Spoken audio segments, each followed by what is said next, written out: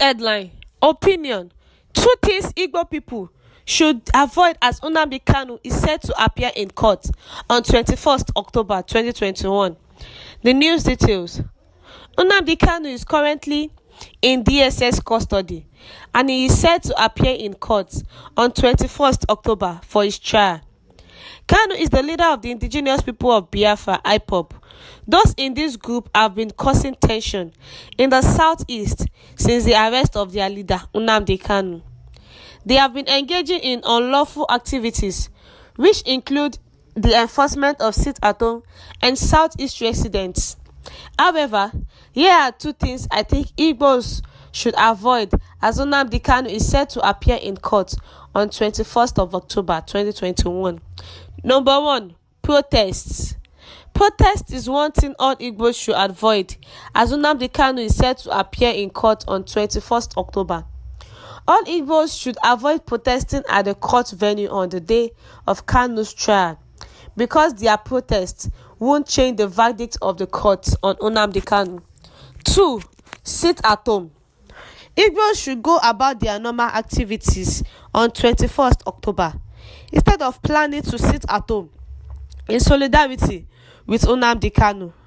The IPOB sit at home is unlawful and Igbos should ignore any order from IPOB demanding them to sit at home on the day of Ñnamdi Kanu's trial. Recall that in the southeast, IPOB has been causing a lot of bloodbaths, a lot of burning of properties, destroying of properties, killing of security operatives in the southeast.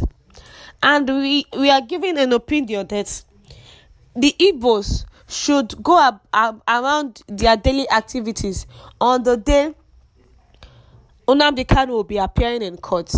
Ñnamdi Kanu, who is in the custody of the DSS, will be appearing in court for his trial October 21. And the indigenous people of Biafra, the Igbos, should go along about their daily businesses. What they have to do is, as the IPOB leader has said, they should go on dry fasting on that day.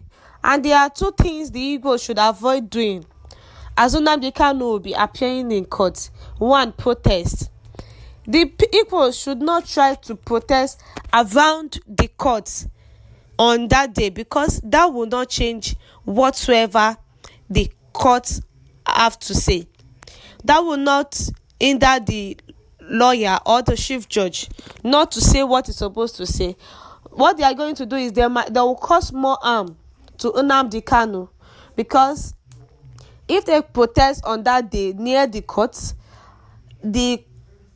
can give an order which should be against Ñnamdi Kanu. So we are appealing to them that they should not protest. They should just come to the court and hear or sit at home till the court gives an order about Ñnamdi Kanu. Number 2, they should not sit at home. Recall that the Southeast have been sitting at home every Monday. They don't go for businesses, they don't go outside, they just stay at home throughout 24 hours. So we're telling them that they should not try and sit at home. They should go on with their daily activities. They should engage themselves instead of going on with any order from IPOB that's demanding them to sit at home on the day of Ñnamdi Kanu's trial. Sitting at home will not solve anything. Sitting at home will not make Ñnamdi Kanu be free from detention.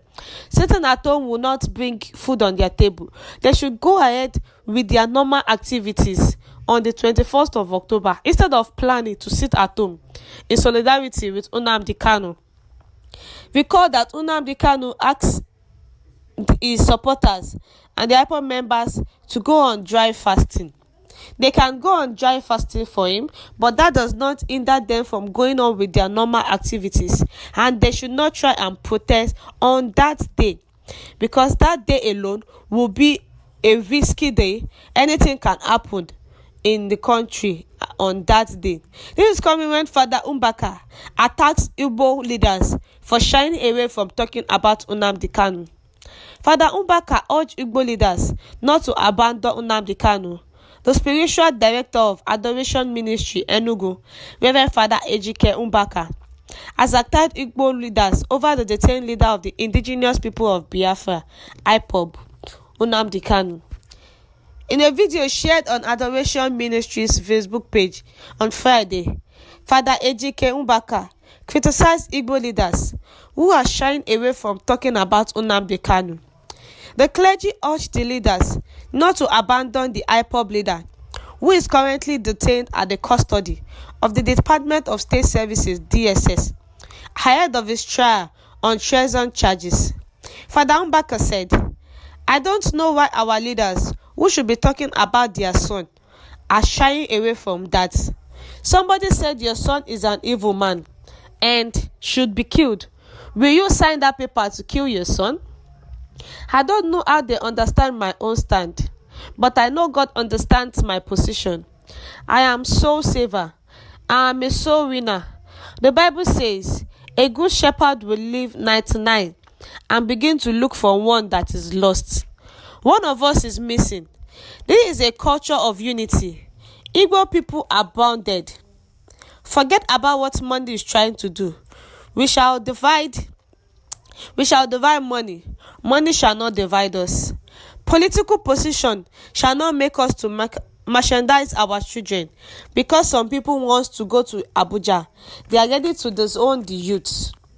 God in heaven is watching."